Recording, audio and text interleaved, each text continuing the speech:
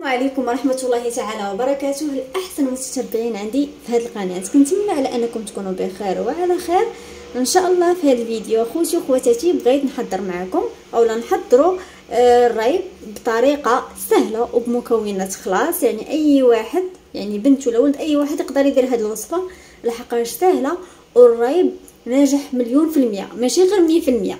نتمنى تتبعوا الفيديو حتى الاخر وغنوريكم طريقه كيفاش كنصايبوا الريب. المهم اول حاجه خاصنا الحليب، ايطرو ديال الحليب اي نوع. انا المهم عندي هذا ونقدر هذا، وعندي السكر حسب الذوق وفانيلا ودانون. المهم نبداو. اول حاجه غنحتاجو كاسرونه غادي نديرو فيها نص لتر ديال الحليب والاول. بسم الله.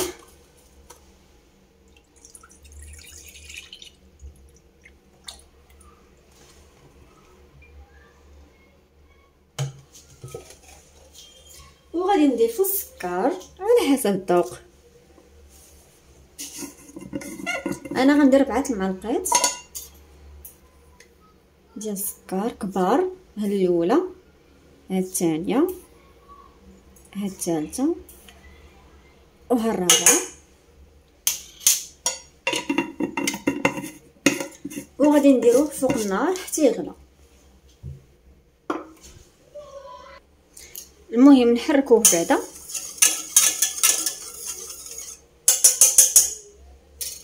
صافي ونديوه فوق النار.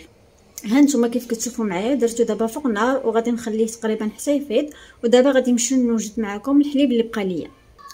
بالنسبه للحليب اللي بقى غادي نديرو في هاد الكاسرونه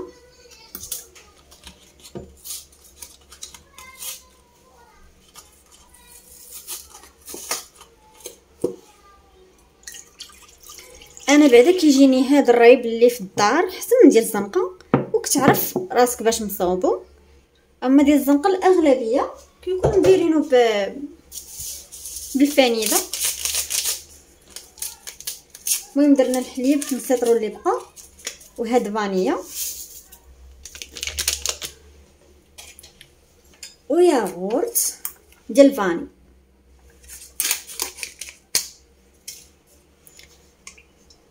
بالنسبه للريب راه يقدر يتصاوب حتى بالحليب اللي هو خاسر، يعني حتى حاجه ما دير ان شاء الله. الا المهم الا كان عندي شي حليب ان شاء الله، المهم كان عندي خاسر ولا شي حاجه غنصاوب معكم به الريب.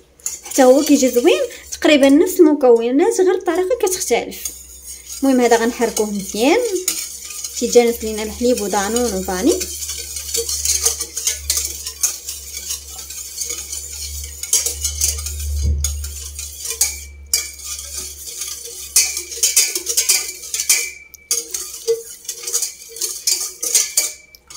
صافي بعد ما حركناه نستناو الحليب الاخر حتى يفيض وديك الساعه نكملوا الفيديو. الخوت بالنسبه لهذا الحليب اللي درنا فوق العافيه نحركوه باش هاد السكر يذوب لينا اللي كاين في الكاع ديال الكاسرونه. المهم نحركوه مزيان باش السكر يذوب.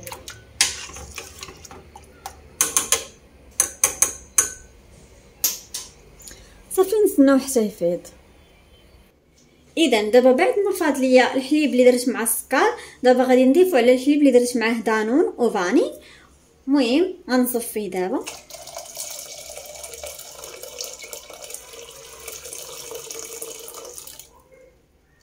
باش هاد الكشكوشه اللي كتكون في الحليب فايض ما تبقاش ليا هنايا. صافي وغادي نخلط الكل. غاديش نبقى نخلط، غادي غير نجانس المكونات وصافي.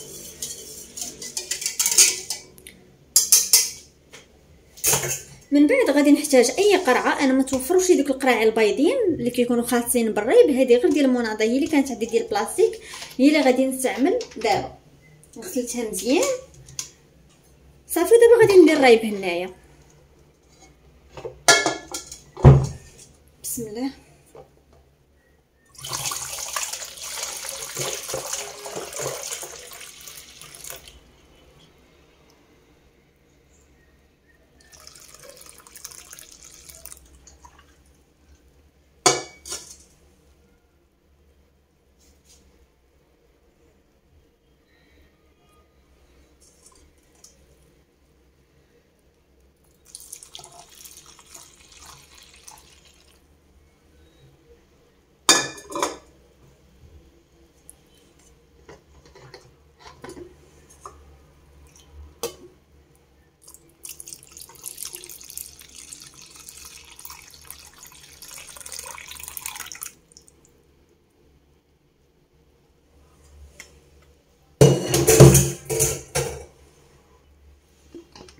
صافي.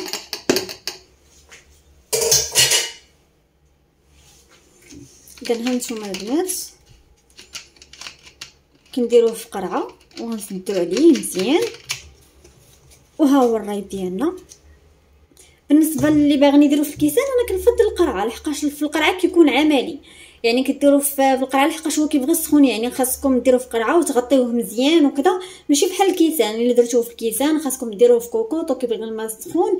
يعني شل حوايج انا كنفضل القرعه احسن، كيكون سهل في الاستعمال، انا كنفضل القرعه احسن.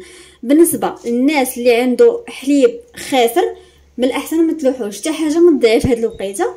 غادي تشدوا الحليب اللي عندكم خاسر بطبيعه الحال، غادي تضيفوا ليه نفس المكونات، سنيده، دانون وفانيا. حتى دانون يكون ديال الفاني، غير هو ماشي بنفس الطريقه، بحيث غادي تشدوا المكونات كاملين، الحليب خاسر ودانون فاني وكذلك فانيا والسكر على حسب الذوق، وغتخلطوا كلشي حتى هو غديروه في قرعه، ما غادي تفيضوه ما حتى حاجه. الحليب كيف ما هو غادي تخلطوا معاه المكونات وغديروه في قرعه.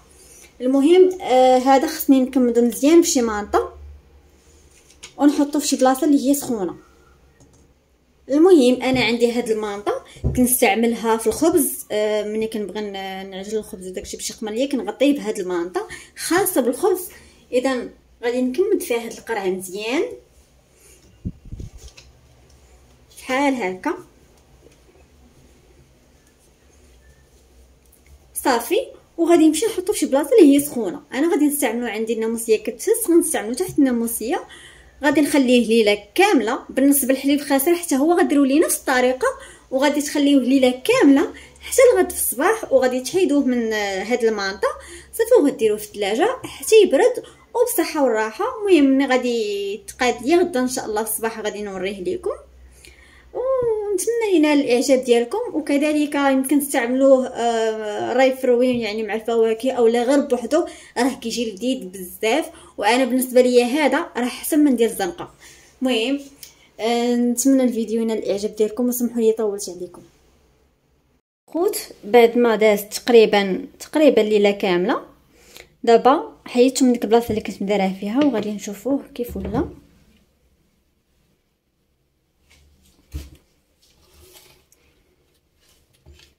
نوضعوه في هذا الكاس. الا بغيتو تخليوه كتر تخليوه كتر.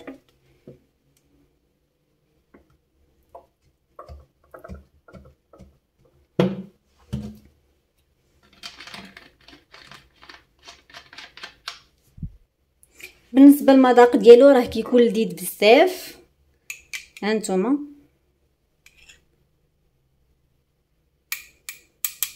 كيكون زوين. انا بغيت نستعمل معاه شويه ديال الفواكه اللي كان. الا بغيتو تاكلوه غير هكا راه كيكون زوين، ما ديروا معاه حتى شي حاجه. انا هاد المره بغيت ندير معاه شويه ديال الديسير من الفوق.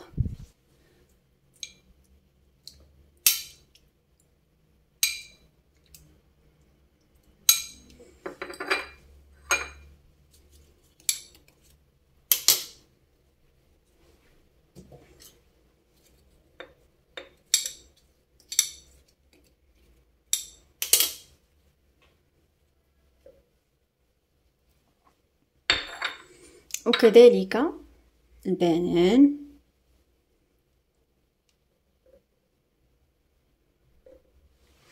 صافي المهم كيولي على هذا الشكل. انا كثرت الرايب كبيت بزاف. المهم هذا هو الرايب ديالنا، راه كيكون زوين بلا قياس. نتمنى على انكم تجربوه. وهذا غادي ندير فيه الرايب بوحدو.